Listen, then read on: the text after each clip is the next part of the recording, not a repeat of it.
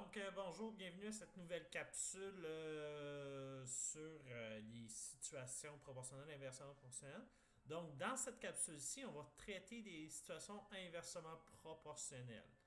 Donc, on a vu les situations proportionnelles dans une table de valeur, dans un graphique, dans un texte. Et bien, cette fois-ci, on va faire les situations inversement proportionnelles. Donc, dans une table de valeur, si on veut reconnaître une situation inversement proportionnelle, c'est très simple. Si ton produit des coordonnées x, y de chaque couple donne toujours le même résultat, alors il s'agit d'une situation inversement proportionnelle.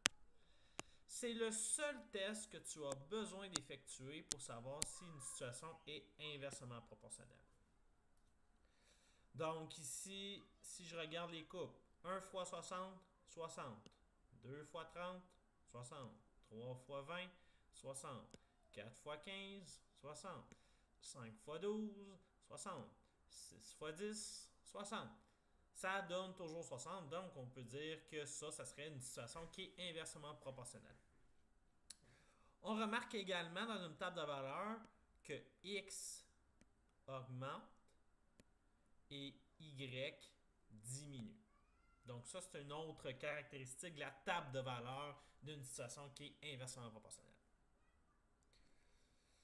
Donc ici, on te demande de justifier là, si c'est inversement proportionnel ou non. Donc, on va faire le produit XY. Dans une situation d'évaluation, il faut absolument que je vois les calculs. Donc, si j'ai 1 et 40, ben ici, 1 fois 40 me donne 40. Donc, pour que ça soit une situation inversement proportionnelle, il faut que tous les autres couples me donnent 40. Donc, 2 fois 20, 40.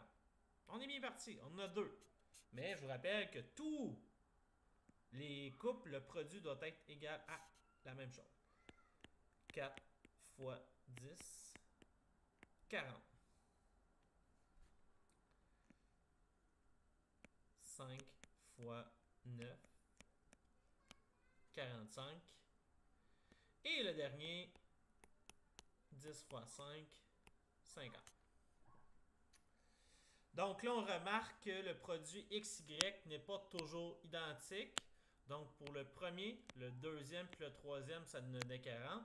Mais le quatrième, ça donne 45. Puis le cinquième donne 50. Donc ça ne fonctionne pas. Donc ici, on va dire que c'est non IP pour inversement proportionnel. Donc, juste pour que ce soit... parce que sinon, ça fait long. Donc, non inversement proportionnel, virgule, car le produit XY n'est pas constant.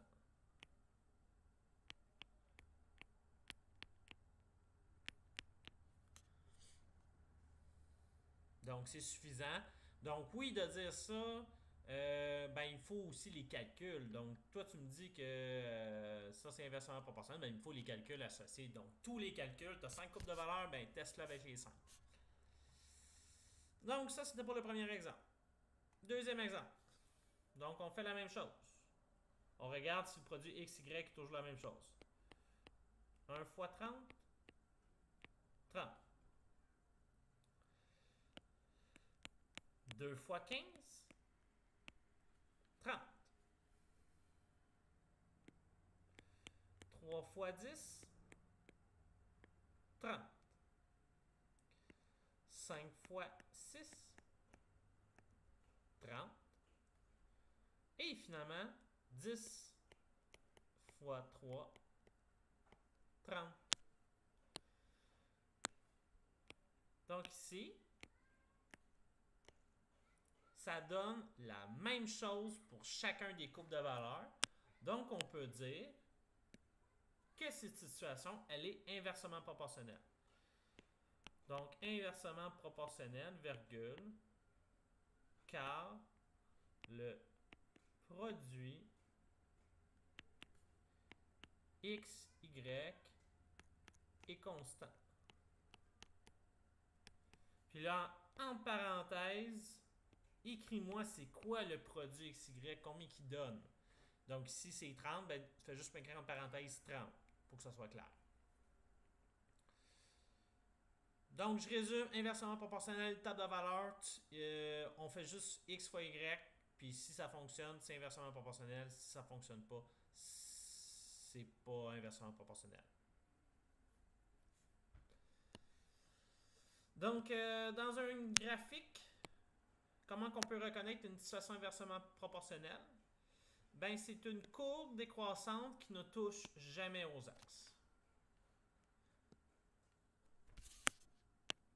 Donc, courbe décroissante, donc elle diminue, mais ça ne touche jamais aux axes. Donc, la courbe va toujours continuer, elle va se rapprocher de l'axe sans jamais y toucher. Même chose pour l'axe des X, même chose pour l'axe des Y. Très important.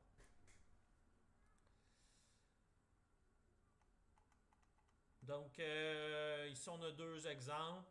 Le premier, premièrement, on n'a pas une courbe, c'est une droite. Puis en plus, ça touche aux axes. Donc ça ici, ça touche aux axes. Puis en plus, c'est une droite. Puis nous autres, il faut que ça soit une courbe. Donc, pour celui-là, c'est non. Le deuxième, on semble avoir une courbe. Mais là, il faut que ça soit une courbe qui est décroissante. Ici, c'est une courbe croissante. Puis en plus, touche aux axes. Touche à l'axe. Donc ici, ça serait également non. Donc, écoutez, ça conclut la capsule là, sur comment reconnaître une situation inversement proportionnelle dans une table de valeurs ou bien dans un graphique.